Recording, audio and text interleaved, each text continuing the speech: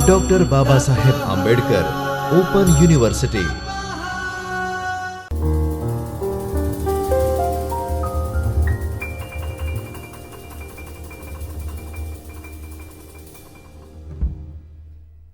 विद्यार्थी मित्रों नमस्कार। मैं डॉक्टर बाबा साहब आंबेडकर ओपन यूनिवर्सिटी अहमदाबाद के चैतन्य स्टूडियो से हिंदू स्टडीज डिपार्टमेंट में असिस्टेंट प्रोफेसर शुभम तिवारी आज के इस संवाद सत्र में एक बार पुनः आपका हार्दिक स्वागत और अभिनंदन करता हूं।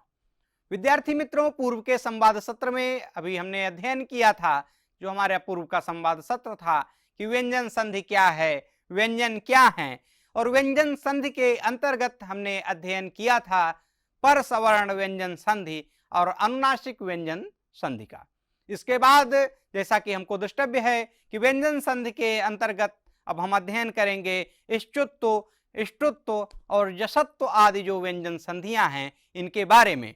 इस संवाद सत्र में हम जानेंगे कि इन संधियों का सूत्र क्या है, इस संधि की परिभाषा क्या है, और ये जो भी संधियां हैं, चाहे इष्टुत्व संधि हो, चाहे इष्टुत्व संधि हो या जसत्व संधि हो, सूत्र, परिभाषा और उदाहरण साथ साथ हम लोग सीखेंगे, साथ ही जानेंगे। चूंकि हमारे वेद का मंत्र है संगच्छध्वम संवदध्यम संभो मनांसि जानताम, ऐसा एक हमारा मंत्र आता है। तो आइए हम साथ साथ सीखते हैं, साथ साथ जानते हैं आज के संवाद सत्र में कि ये संधियां क्या हैं।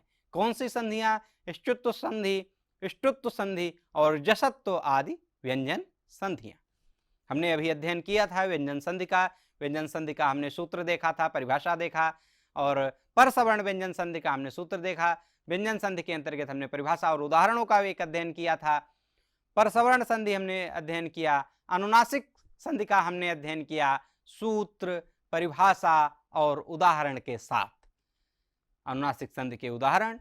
और अब इस संवाद सत्र में हम अध्ययन करेंगे इष्टुत्व व्यंजन संधि का। इसका सूत्र होता है स्तोह इष्टुनाश्चुः।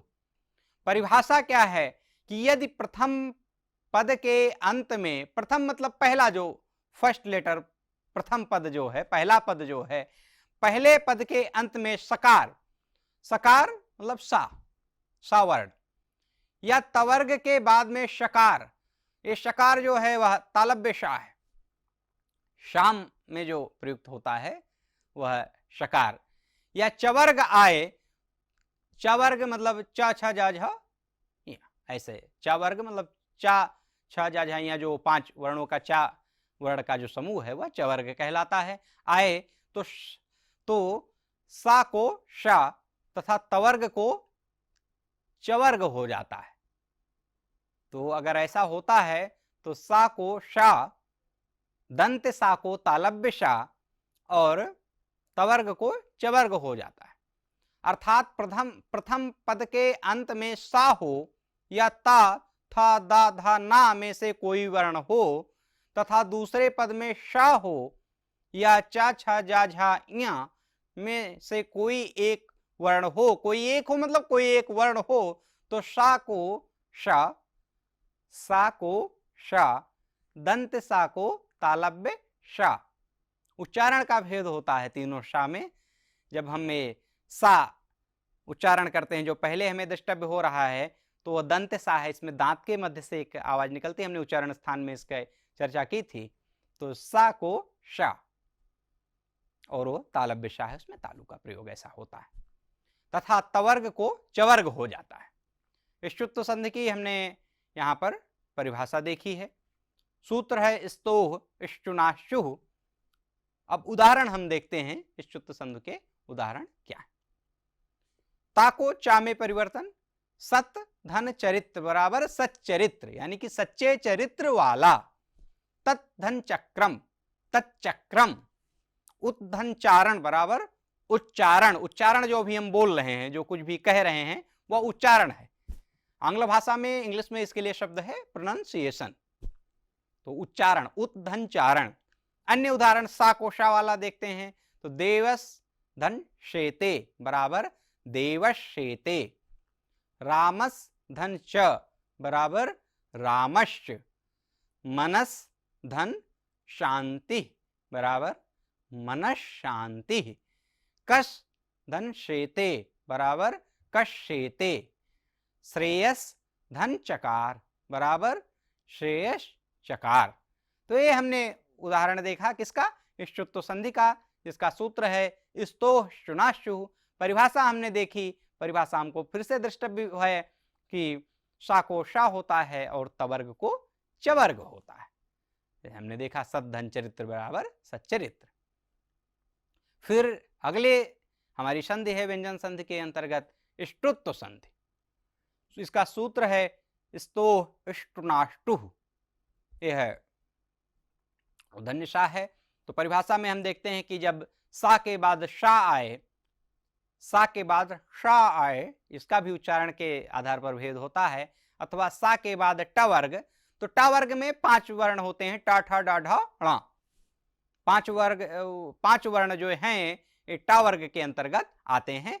तो संधि करते समय सा को शा, दंत सा को मूर्धन्य शा में बदल देते हैं। उदाहरण धनुष धन टंकारा बराबर धनुष टंकारा। ये टकारा की जगह टंकारा ऐसा शब्द होना चाहिए। रामस धन टीकते रामस टीकते। दुष धनतः बराबर दुष्टः। तुस धनतः बराबर तुष्टः। तत् धन टीका बराबर तट्टीका। तो ऐसा हमने इष्टुत्व संधि के सूत्र देखा, इष्टुत्व संधि की हमने परिभाषा देखी, और इष्टुत्व संधि के उदाहरण क्या हैं ये हमने अभी देखा हमने आज के संवाद सत्र में जाना। अब अगली व्यंजन संधि जिसका हम अध्ययन करेंगे वह है जशत्व संधि। जशत्व संधि का सूत्र है झलाम जशो अंते। अंते अवग्र है, फिर अंते, झलाम जशो अंते। परिभाषा है कि प्रथम पद के अंत में स्थित झल के स्थान पर जश हो जाता है। अब आप को ये विचार आ रहा होगा कि झल क्या है, जश क्या है, तो संभवतः आपको फिर से मैं वही कहूंगा कि अध्ययन करना पड़ेगा किसका, माहेश्वर सूत्र का, और माहेश्वर सूत्र के साथ प्रत्याहार का। ये झल और जश जो है वो संस्कृत व्याकरण के अंतर्गत आने वाले प्रत्याहार हैं, और जब तक हम झल और जश नहीं जानेंगे उसका हम एक माहेश्वर सूत्र के अंतर्गत हम 42 जो भी अपने प्रत्याहार बनते हैं, कहीं संख्या भिन्न भी हो सकती है, उन प्रत्याहारों को हम साथ रखें, फिर जब संधियों को पढ़ेंगे तो एक बहुत अच्छा हमको समझ में आएगा और हमारी जो संवाद की ये श्रृंखला है वह सार्थक सिद्ध होगी। परिभाषा देखते हैं कि प्रथम पद के अंत में स्थित झल के स्थान पर जस हो जाता है। झलों में मतलब झल प्रत्यय के जो वर्ण हैं उनमें वर्ग का प्रथम, द्वितीय, तृतीय, चतुर्थ वर्ण यानी कि पहला, दूसरा, तीसरा और चौथा वर्ण तथा श, श और सा, तीनों तालव्य सा, श, फिर मूर्धन्य श, फिर सा और ह, कुल 24 वर्ण आते हैं। इस तरह झल वर्ग का पहला, दूसरा, तीसरा और चौथा वर्ण यानी कि प्रथम, द्वितीय, तृतीय और चतुर्थ वर्ण तथा श, श और सा और ह के स्थान पर उसी वर्ग का तीसरा वर्ण अर्थात जस, ज, ब, ग, ड और द, ये जस प्रत्याहार के अंतर्गत आने वाले वर्ण हैं, हो जाता है। श, श और सा तथा हा में श के स्थान पर ड़ हो जाता है। हम उदाहरण देखते हैं।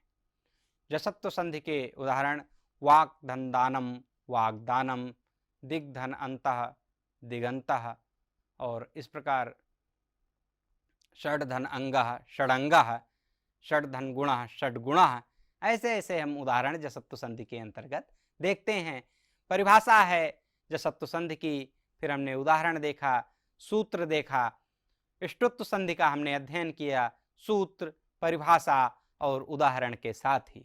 इसके साथ हमने अध्ययन किया है इष्टुत्व संधि का जो भी एक व्यंजन संधि है, और व्यंजन संधि जो ये संधि है इष्टुत्व संधि, इसका सूत्र क्या है, परिभाषा क्या है और उदाहरण क्या है, इसका हमने विस्तृत रूप से आज के संवाद सत्र में अध्ययन किया है। विद्यार्थी मित्रों, आज के संवाद सत्र में हम इतना ही चर्चा करेंगे, इतना ही जानने का प्रयास करेंगे।